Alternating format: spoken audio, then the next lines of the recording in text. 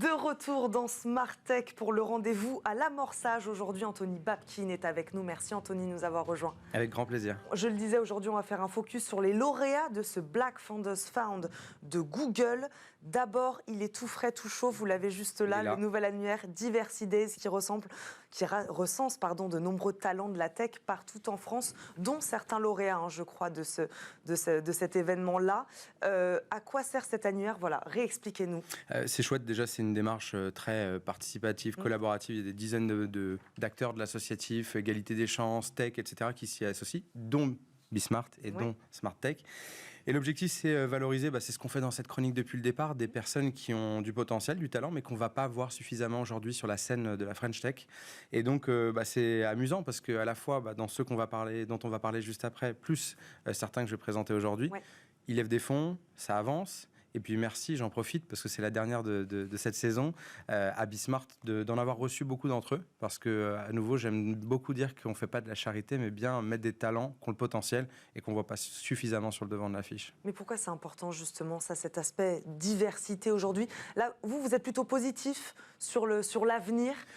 On avance sur cette question-là quand vous voyez ça, oui? Oui, bien sûr, parce que quand on recense tous les talents qu'il y a dedans, j'ai envie de parler de deux startups qu'on a mis en avant, par exemple, dans les dernières éditions.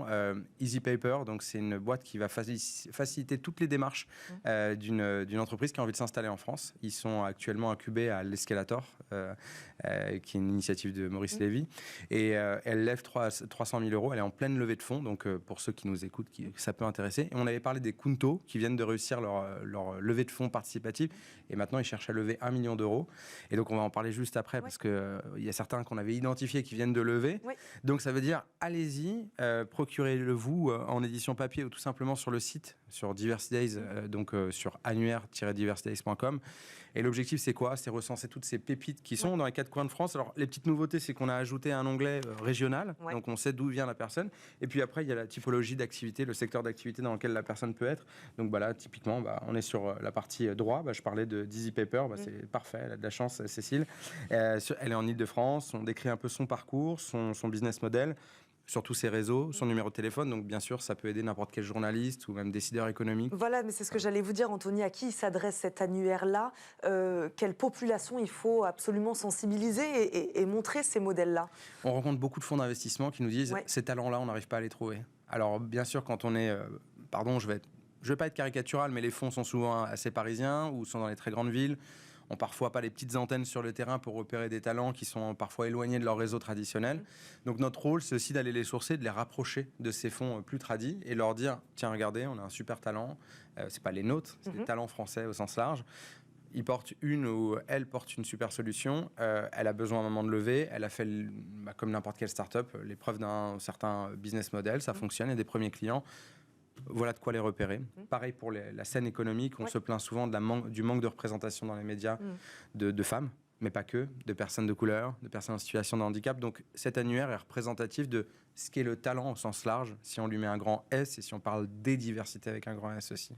Bon, Anthony, on va revenir évidemment donc, sur ce Black Founders Fund de Google et ses lauréats, 5 Français. Déjà, expliquez-nous à quoi sert ce fonds. Moi, si je n'ai pas dit de bêtises, à hauteur de 4 millions de $. C'est ça, on est là-dessus sur des startups européennes. Faites-nous un petit résumé de ce fonds-là. Ce qui est intéressant sur le Black Founder, c'est sur ce fonds donc, déployé par Google, c'est d'être parti d'un constat relativement simple. C'est qu'aujourd'hui, en Europe, les fonds levés par les personnes de couleur noire représente que 0,5% des levées de fonds, ce qui est très très faible, pour ne pas dire insignifiant.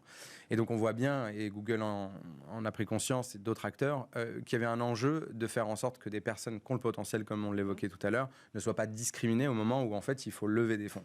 Donc ils ont décidé de... donc ce fonds existe depuis quelques années, mais en tout cas cette année ils ont fait le choix de sélectionner 5 Français.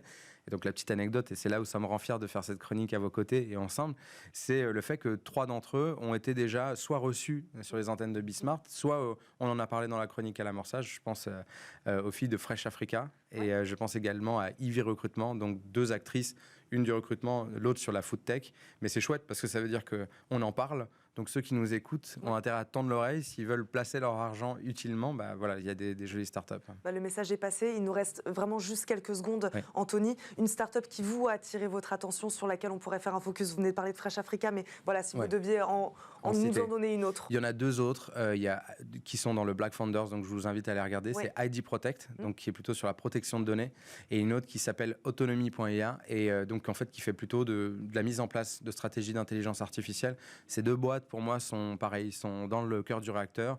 Donc si certains entrepreneurs, certains business angels, certains fonds nous entendent, je pense qu'il faut s'intéresser de près à ces startups, parce qu'elles ne sont pas que sous-représentées, elles sont surtout talentueuses et surtout dès demain peut-être pleines de potentiel. Merci beaucoup Anthony Babkin de nous avoir accompagnés aujourd'hui. Je rappelle, vous êtes délégué général et cofondateur de Diversidays. Merci beaucoup d'avoir été avec nous aujourd'hui dans Smart Tech. Merci à vous de nous avoir suivis. On se retrouve très vite pour un nouveau numéro de Smart Tech. Très bonne journée à tous sur Bismart et à très vite.